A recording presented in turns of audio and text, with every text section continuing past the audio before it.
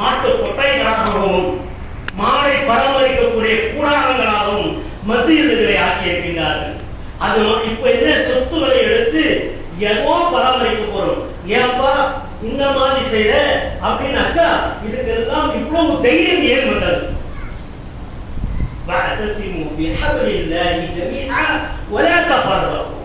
நீங்கள் ஒன்றுபட்டு அல்லாஹ்வின் கயிற்றை பலமாக அல்லாஹ்வினுடைய கயிற்றை பிடிங்க. இன்னைக்கு நீ பார்த்த என்னுடைய முகம் பார்க்காம போயிருக்கிற, உன்னுடைய முகத்தை பார்த்தா நான் பார்க்காம போயிருக்கிற. என்ன இது ஒற்றுமை கிடையாது. குர்ஆன் சொன்ன சட்டத்திற்கு மாறாக நடந்து கொண்டிருக்கும். இதுதான் நடுவுல ஷைத்தான் நோக்கம் தான்.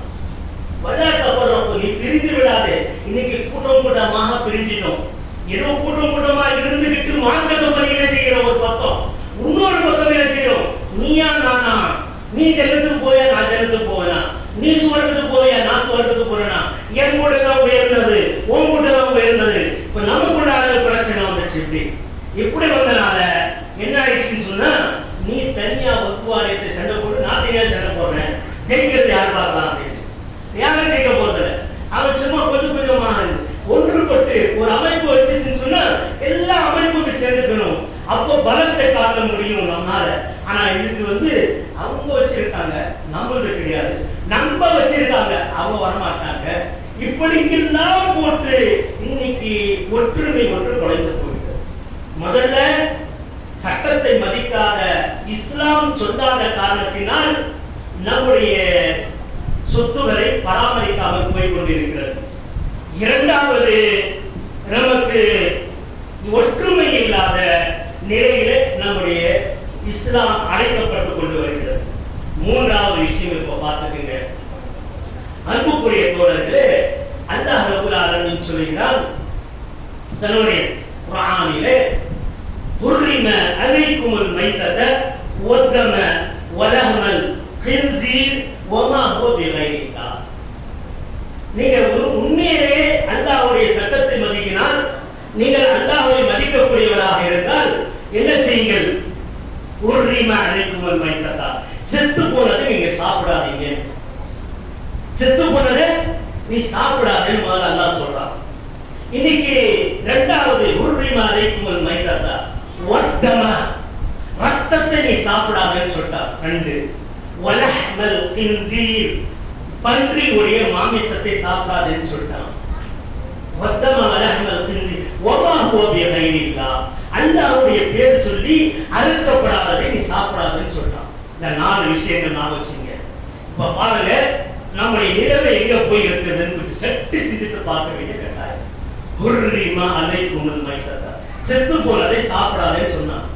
செத்து போனதை நீ சாப்பிடாதேன்னு சொன்னா, இன்னைக்கு இந்த பொக்குல் காமுன்னு சொல்லுவோமே, பிள்ளைகளுக்கு ஆசையா வாங்கி தருமே, அது எதுல செய்யப்படுகிறது? அமெரிக்கா முதல் கட்டமாக நம்மளை ஹராமை சாப்பிட வைக்கிறான். செத்து போன மாமிசங்களை, அதாவது பன்றிகளுடைய மாமிசத்தையும் அதனுடைய கொழுப்புகளையும் இன்னும் பல கொழுப்புகளை போட்டு அதை உப்புற மாதிரி, ஊதுன உப்புற மாதிரி, லப்பர் மாதிரி வரக்கூடிய ஒரு விதமான பொக்குல்காம், இது முதல்ல சாப்பிட வைக்கிறான். இது பசங்களை வாங்கி வாயில சப்பிக்கிட்டே போறாங்க. அம்மா கேட்கறது, அப்பா கேட்கறது, அதையும் அவ்வளவு வாங்கி தராங்க. பெரிய பெரிய பொக்குல்காம். இதை பன்றியுடைய கொழுப்பை சேர்க்கிறனாக்கா இந்த பொக்குல்காம் ஆகாது. உண்டா இல்லையாது? அது உங்களுக்கு தெரியலனாக்கா நீங்க போய் பாருங்க. இன்னைக்கு இன்டர்நெட்டுக்குள்ளார பார்த்தீங்கன்னாக்கா பொக்குல்காம் எப்படி தயாரிக்கப்படுகிறது. முதல்ல இந்த செத்து போன இந்த மாமிசங்களை இதில் உள்ள போடுறாங்க. இரண்டாவது பாருங்க, ஹுர்ரிம அலைக்குமுல் மைத்தத, செத்து போனது மாமிசங்கள், அதாவது எலும்பு இருக்கிறது. இந்த எலும்பு, ஆடு மாடு எலும்புலாம் எங்க போகுது? இதெல்லாம் வாங்குறாங்க இல்லையா? ஒரு காலத்துல வாங்க மாட்டாங்க, மண்ணில போட்டு மூடிடுவாங்க, அது அப்படியே மங்கி போயிடும். ஆனா இன்னைக்கு எலும்புகளை வாங்குறாங்க இல்லையா? அந்த எலும்புலாம் எங்க போகுது? நம்ம பார்க்கிறோமா? பார்க்கல. இது பல்வேறு மருந்துகளை தயாரிப்பதற்காக போகுது. அமெரிக்காவில் எலும்புகளுக்கு சத்து கிடைப்பதற்காக பல்வேறு ஜீவத்தினுடைய எலும்புகளை ஒன்று திரட்டி அதில் என்ன செய்யலாம்? அந்த மாத்திரைகளை தயாரித்து அனுப்புகிறான். ஒன்று. இரண்டாவது, சர்க்கரை ஒயிட்னஸ் கிடைப்பதற்காக எலும்பை தயாரித்து எலும்புடைய போடாம இன்னைக்கு சர்க்கரை தயாரிக்க மாட்டான். இன்னும் அந்த எலும்புல அந்த சாக்லேட் தயாரிப்பதற்காக பல விதமான சாக்லேட்டுகள் வெளிநாடுகளில் பல உயர்வு தன்மை அந்த சாக்லேட் தயாரிப்பதற்காக அந்த எலும்பு போடுறது யூஸ் பண்ணப்படுகிறது. இது மாதிரி நிறைய சொல்லிக்கிட்டே போலாம். இது செத்து போன முதல்ல உணவை நம்ம திண்ட வைக்கிறது யாரு? இந்த யஹூதிகள், நஸ்ரானியர்கள். அல்லாஹ் சொன்ன யஹூதியவன் நஸ்ரானியா, நீங்கள் யஹூதிகளை நஸ்ரானியை நம்பாதீங்க அப்படின்றாங்க. கிறிஸ்தவர்களையும் யஹூதிகளையும் நீங்கள் நம்பாதீங்க என்று அல்லாஹ் சொல்றான். சரி, அடுத்தபடியாக என்ன பாருங்க. ஒருமையும் அலைக்கும் மைத்ததா, முதல்ல செத்து போன மாமிசத்தை நம்முடைய உடம்புல சாப்பிட்டு இருக்கோம். இரண்டாவது ஒருமையும் அலைக்கும் மைத்ததா வத்தம, ரத்தம். இன்னைக்கு ரத்தத்தை பாருங்க, பல்வேறு அதாவது உணவகங்கள்ல ரத்தங்களை விற்கப்படுகிறது.